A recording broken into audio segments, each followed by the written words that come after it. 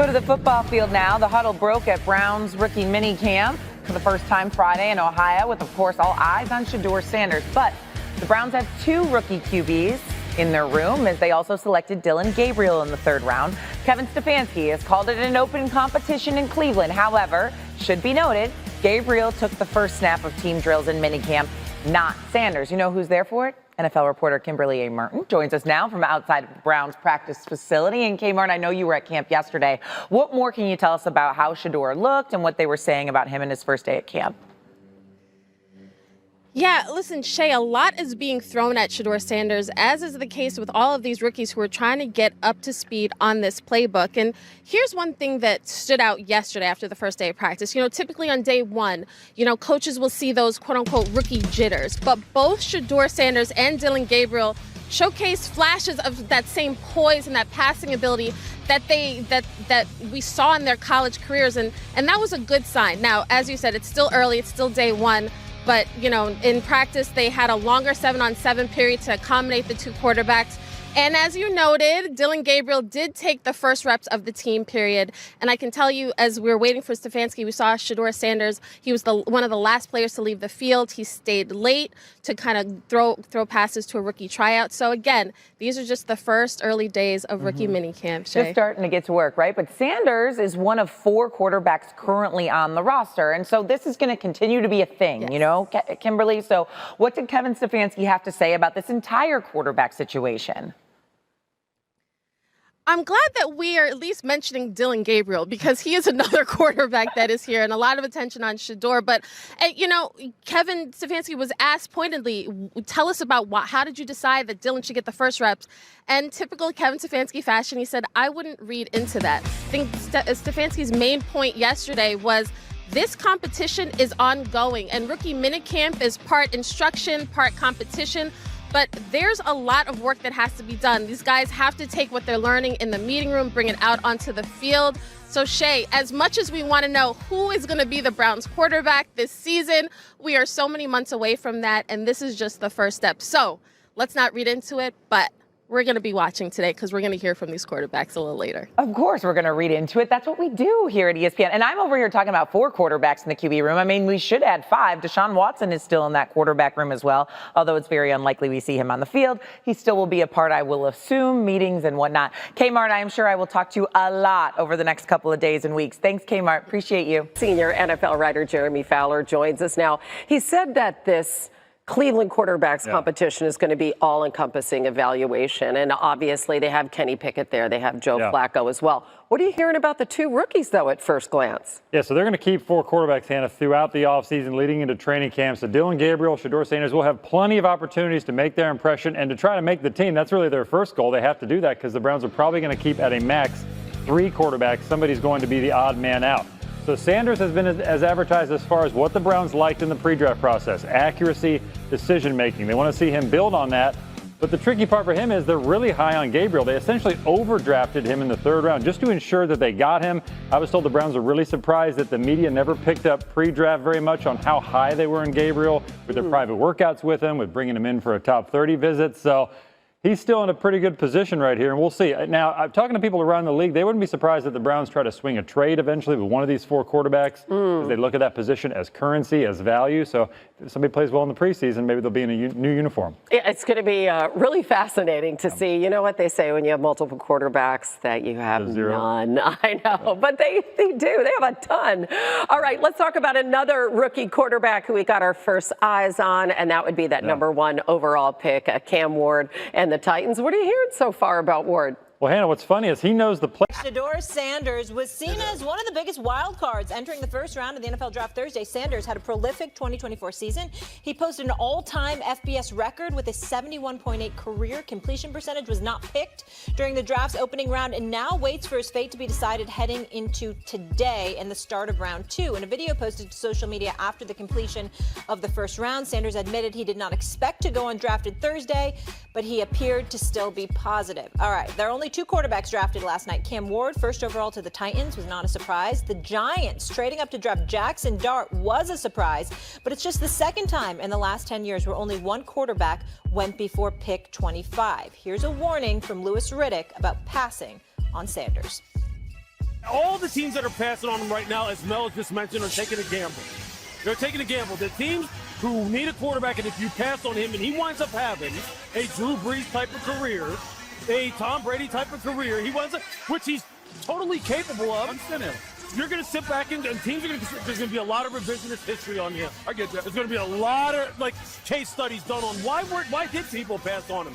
Was it because they thought he was cocky? Was it because of his dad? Was it because he was too brash? All the other nonsense that you hear. Because it isn't because of how he plays the game. I agree with you. Strong sound right there. Marcus, why did Shedeur not get drafted in the first round? Teams didn't think he was good enough to get drafted in the first round. And some teams didn't need a quarterback. Some teams thought other positions were more valuable. And I get, here's the thing, and I said this earlier today, man. I get everybody, because we've talked about Shedeur Sanders ad nauseum for the last 3 years when him and Prime and Travis Hunter showed up to Jackson State. We talked about the tandem. He coaching his father, Shedeur. They transfer and they go to Colorado, and Shedeur plays well. They win the TCU game. Everybody going crazy. They make Colorado relevant. All of those things have transpired all the way up until this point where we get to the draft. And when you start evaluating and teams look at this, and let me say this, the media didn't have one pick in the first round last night. Nobody called us to ask us, should they take Shedeur or should they take Cam Ward or should they trade up to get Travis Hunter? Nobody did that. These teams looked at it and they said, we don't feel like the value is there to take Shedeur Sanders in the first round. There was a team that traded up in the New York Giants that didn't feel like he was good enough for them to take him with the 26th pick. So that's that in that scenario. Here's the other thing. When you start thinking about and this is why sports is so great. As much as we could want to see it for him, and teams have I'm sure teams have come back and said, I regretted not taking this guy. You think Chicago ain't say it after they've seen what Patrick Mahomes has done? You don't think the Giants regret after, even though it might have not made a difference in the championship, what they saw Saquon Barkley do in Philly? So I understand it.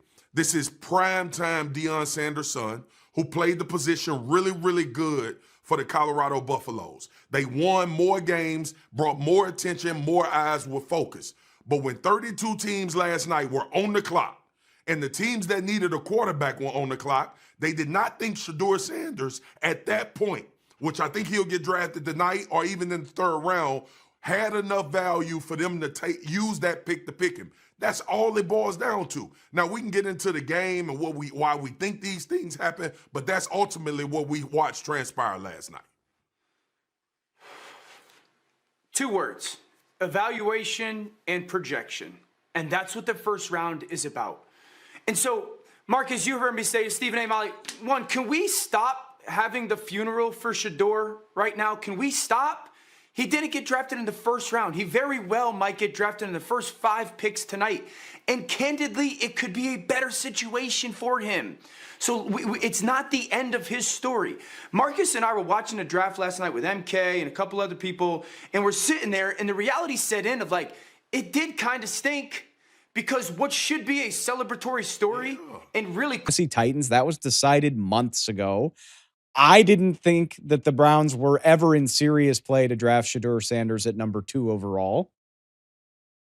I sure as hell didn't think they'd draft him at number 144 overall either, which is exactly what happened. But that's not even the craziest thing. I thought the Browns would hang out at number 2 and take the player that wasn't Cam Ward, whether it's Travis Hunter, whether it's Abdul Carter. I thought they would stick and pick and just be boring and have a relatively boring weekend. Maybe you draft a quarterback later if there's one that you like. None of that went to plan, because within 10 minutes of this all kicking off, the Browns trade out of the 2 spot. The Jacksonville Jaguars give up a bunch to go get Travis Hunter, the 2-way player, Heisman Trophy winner. They make arguably the biggest splash of draft weekend. And the Browns are left to weigh the decision of, was it the right call to trade away from a guy that's arguably the best receiver and arguably the best corner in the draft? Even if we got a future one, even if we still drafted Mason Graham, the Michigan D tackle at number 5 overall, even if we have all these reasons to like what we did, are we going to regret this? The way that we regretted not drafting Julio Jones and letting the Atlanta Falcons go get him a decade plus ago. That's juicy enough in its own right. But then Shedeur Sanders' slide becomes a story that lasts until Saturday evening. Plenty of people thought Shedeur Sanders might slide. Plenty of people had him falling out of the first round. That wasn't even a shocker on Thursday night when we recapped all of this. I sure as hell didn't expect him to go in the middle of day 3.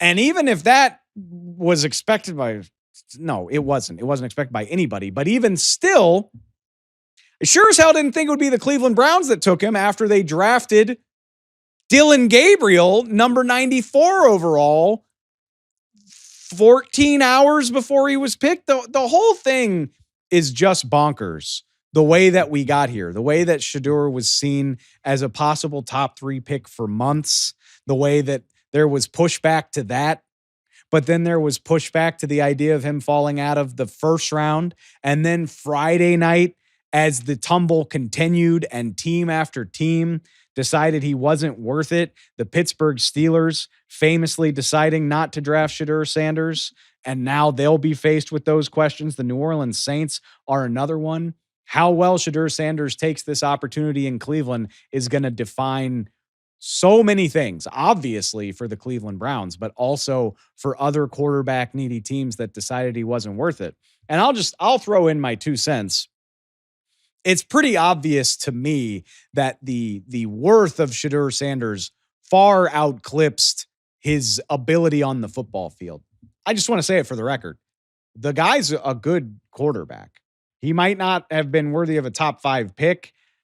I would argue probably not worthy of having his number retired at Colorado. He's definitely a good football player. He definitely shouldn't have been waiting as long as he had, but, and I'll steal this from Ian Rappaport of NFL Network, who I think nailed it, call it the Tim Tebow effect. When you are so famous and so polarizing that you are guaranteed to be the biggest story on your team once you're drafted, it's a hell of a sell to an NFL team to draft you to be not the starter. And that is clearly what was going to be the case for Shedeur Sanders once he continued to fall. Really, pick 83 in the 3rd round, the Pittsburgh Steelers had a chance to draft Shedeur Sanders to at least fight for their starting job in the 3rd round. And once that didn't happen, you're saying, okay, nobody views this guy as being worthy of being a topic on all of the debate shows. You know, every show on FS1 here at Fox is going to be talking about this guy, no matter how much he is going to play.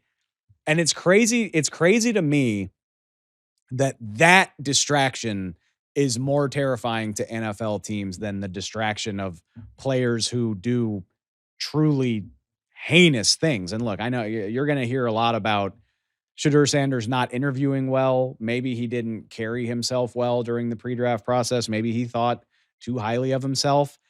Never heard a word about him as like a guy who has run afoul of the law or done anything morally wrong like that. But NFL teams are more comfortable with stuff like that if you kick ass at football. And I guess that's my takeaway here. I get like the NFL just didn't think Shedeur Sanders kicked enough ass at football to be worth the publicity firestorm that would come with him. And now it's on him to prove that was a huge miscalculation. But even the way this looks in Cleveland is awfully strange to me. Again,